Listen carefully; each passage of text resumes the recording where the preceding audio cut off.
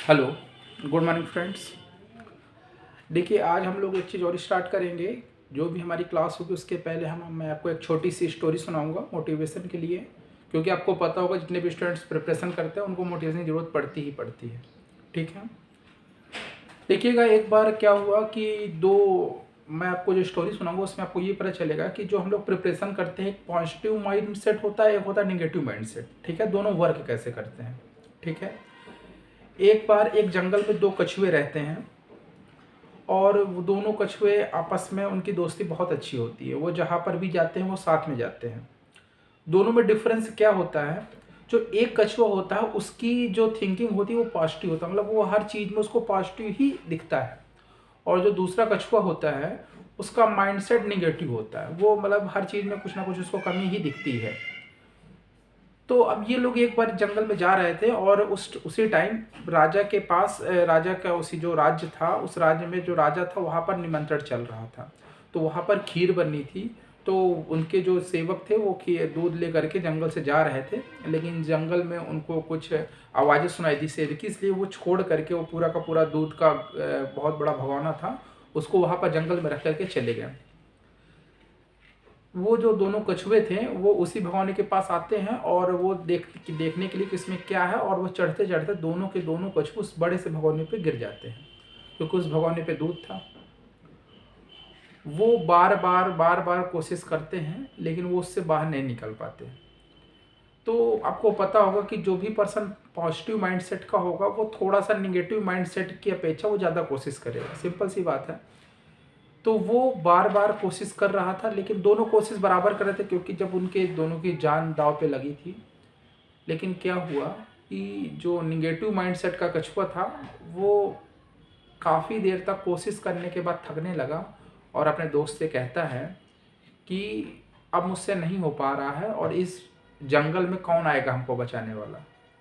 इतना बड़ा जंगल है, आसपास कोई है नहीं है, सुबह से शाम हो गई, अब कौन आएगा हमको बचाने वाला।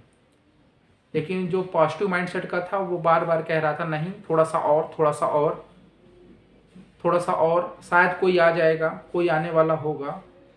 लेकिन वो काफ़ी देर तक उसकी बात सुनता रहा, लेकिन जो निगेटिव माइंडसेट का कछुआ था वो बार बार उसकी बात सुन के थोड़ी देर तक मोटिवेट रहा, लेकिन बाद में उसने कहा कि अब मुझसे नहीं हो पा रहा है, और उसने तैरना बंद कर दिया और वो उसी दूध में डूबकर मर गया। लेकिन जो पॉजिटिव माइंडसेट का था वो अभी भी बार बार उसके हाथ पैर काम नहीं कर रहे थे, लेकिन फिर भी उसको एक उम्मीद थी कि अब कुछ होगा, अब कुछ होगा।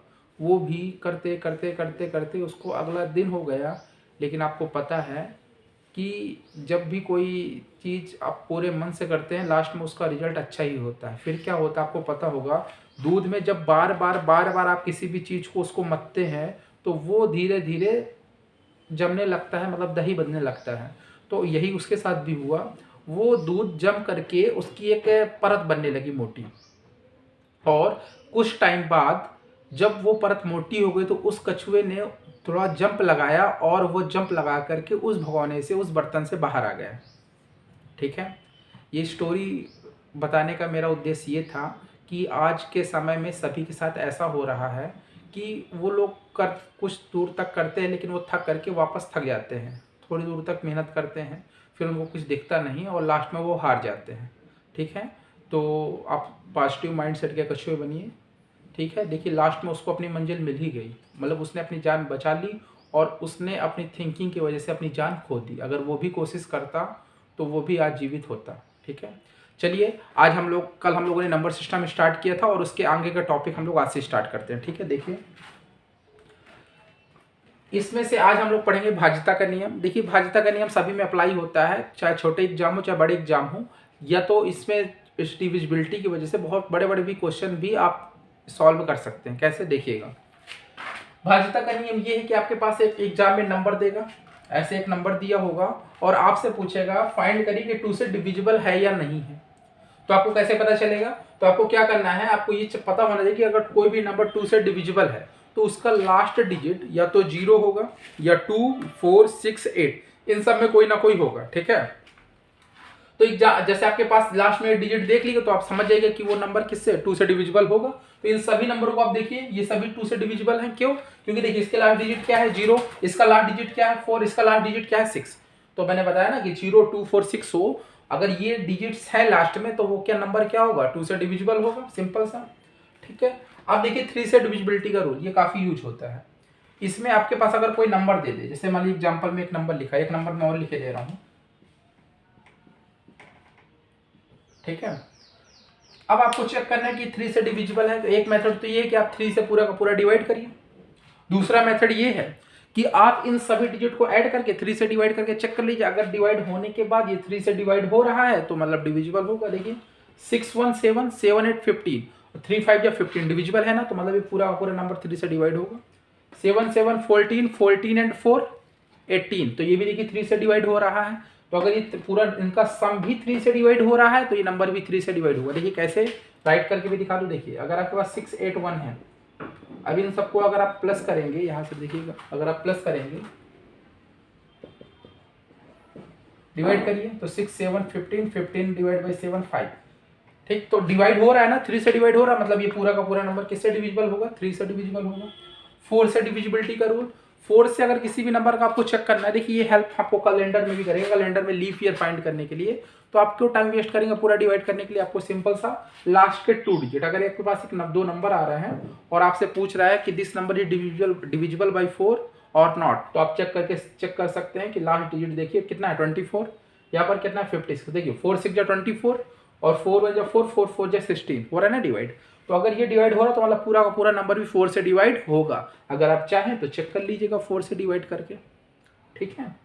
चलिए अब आता है 5 से डिविजिबिलिटी का रूल। ये बहुत सिंपल होता है। इसमें से आपको क्या करना पड़ेगा कि लास्ट डिजिट आप चेक करिएगा, या तो 0 हो या 5 हो। अगर 0 और 5 है तो पूरा का पूरा नंबर 5 से डिविजिबल होगा, ठीक है। देखिए ये भी नंबर डिविजिबल होगा, लास्ट में 0 है, ये भी डिविजिबल होगा, लास्ट में 0। और एक एग्जाम्पल लिख दूँ 2 3 4 5 1, ये देखिए ये भी डिविजिबल होगा because last digit is 0। Last digit क्या है 0 है, तो ये डिविजिबल हो रहा है, ठीक है। अब इसके बाद हम 6 7 8 9 10 और 11 का भी पढ़ेंगे।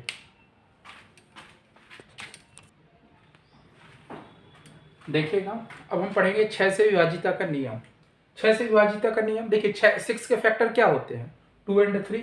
तो 2 एंड 3 2 और 3 दोनों से विभाजित होना चाहिए। अगर कोई संख्या 2 और 3 दोनों से विभाजित है तो वो संख्या 6 से भी विभाजित होगी। देखिए कैसे, जैसे आपके सामने लिखा है 216 और 1728 लिखा है, आपको चेक करना है 6 से विभाजित है। तो पहला रूल तो यही है कि आप 6 से विभाजित करके देख लीजिए, लेकिन एग्जाम में आपके पास इतना टाइम नहीं होगा। तो आप क्या करेंगे, देखिए 2 से विभाजित है, अभी मैंने सिखाया है, क्या सिखाया है कि 2 से विभाजित है तो लास्ट अंक क्या होगा 0 2 4 6 8 होगा ना।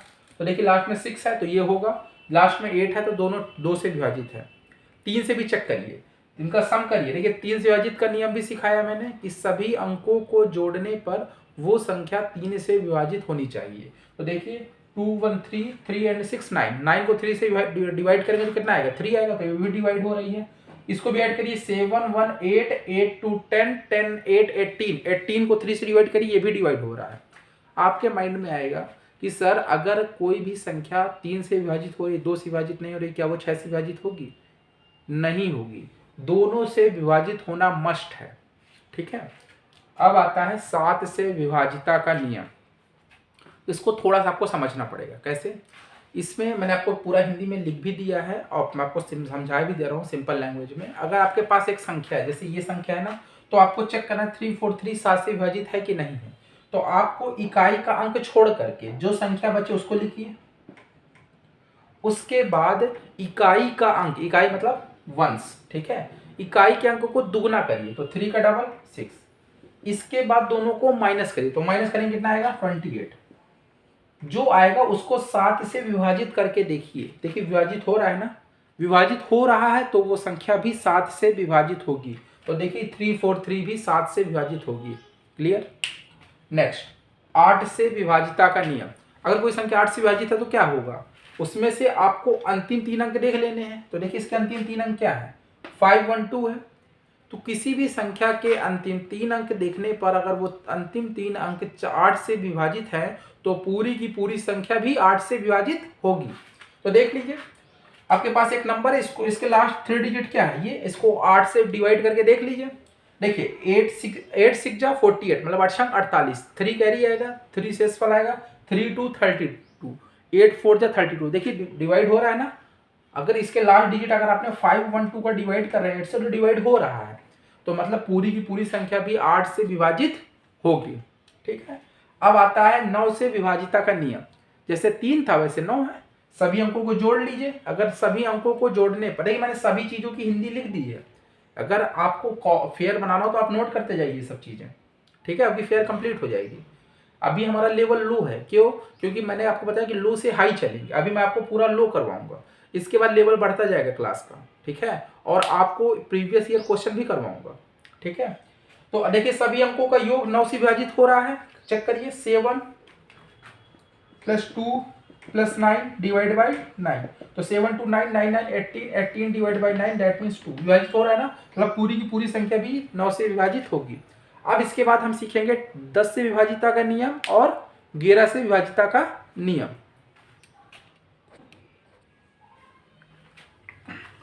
देखिए अब हम सीखेंगे 10 से विभाजिता का नियम, 11 से विभाजिता का नियम। देखिए 10 से विभाजिता का नियम बहुत ही सिंपल है। उसमें आपको सिंपल सा देखना है कि अंतिम अंक मतलब लास्ट डिजिट 0 होना चाहिए। तो एग्जांपल देख लीजिए, 4 2 3 4 0, 0 है ना लास्ट में। इसमें भी देखिए लास्ट में 0 है, मतलब 4 10 से विभाजित ये संख्या पूरी की पूरी विभाजित हो जाएगी। ठीक है, अब आता है 11 से विभाजिता का नियम। 11 से विभाजिता का नियम क्या कहता है कि आपके पास जो संख्या है उस संख्या के सम स्थान, सम मतलब सम होगा। देखिए 1 2 3 4, आप यहां से भी काउंट कर सकते हैं, यहां से भी काउंट कर सकते हैं। ठीक है, तो ये 1 2 3 4 लिख दिया। तो सम स्थान कौन से? ये 2 और 4। और विषम स्थान क्या है? विषम मतलब आपको पता होगा कि जो संख्या 2 से विभाजित होती है सम संख्या कहलाती हैं, जो संख्या 2 से विभाजित है तो वो विषम संख्या कहलाती है। तो ये देखिए, तो यहाँ पर आप देख रहे हैं कि ये यहाँ पर सम स्थान के अंकों का योग माइनस विषम स्थान के अंकों का योग जब माइनस करिए या तो 0 है या तो 11 का मल्टीपल है। 11 का मल्टीपल मतलब या तो 11 है या तो 22 है या तो 33 है, इस तरह। ठीक है, तो देखिए सम करें तो विषम, देखिए सम स्थान कौन से है? 2 और 4। तो इसमें क्या लिखा है? 3 और 1 4। तो 1 + 3 ये किया माइनस, फिर कह रहा है विषम स्थान। तो विषम क्या है? 1 और 3। ये देखिए 1 और 3, तो 1 और 3 देखिए माइनस करिए, 4 - 4 0 आया ना। मैंने क्या कहा था? 0 आया तो 11 का मल्टीपल है, तो 0 आ रहा है मतलब 11 से विभाजित है। इसको भी चेक करिए। इसमें से पहले आपके पास देखिए सम देख लीजिए कौन कौन से हैं। 2 और 4 यही सम स्थान पे लिखे हैं। सम का मतलब अंकों का सम नहीं है, स्थान। ये स्थान कौन से स्थान पर? ये 1 2 ये विषम स्थान, ये है सम स्थान, और ये विषम है, ये विषम स्थान है। संख्याएं मत देखिएगा कि आपको एक लग रहा है विषम है, नहीं। स्थान ये पहले नंबर पर है, ये दूसरे पर है, ये तीसरे पर है। तो देखिए 4 4 8 माइनस, अब इन सबको सम करिए तो 1 3 1 7 8 8 1 9 7 1 8 8 1 9। देखिए 4 4 8 किया और 1 7 1 8 8 1 9 1 माइनस करिए, माइनस का 1 आ रहा है। देखिए माइनस का 1 है या प्लस का 1 है, माइनस से मतलब नहीं होता। 1 आ रहा है, मल्टीपल नहीं है ना। तो मतलब ये जो एग्जाम्पल लिखा है, ये आपके सामने जो एग्जाम्पल है, ये बताइए क्या ये मल्टीपल होगा या क्या ये 11 से विभाजित होगा? आंसर है नहीं होगा।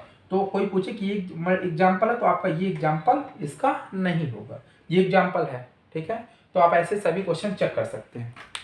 ठीक है, और इसमें से देखिए आज मैंने पूरा विभाजिता का नियम दिया है, आप लोग को मैं होमवर्क दे रहा हूँ, सभी लोग कमेंट बॉक्स में आंसर देंगे इसका। ठीक है, अब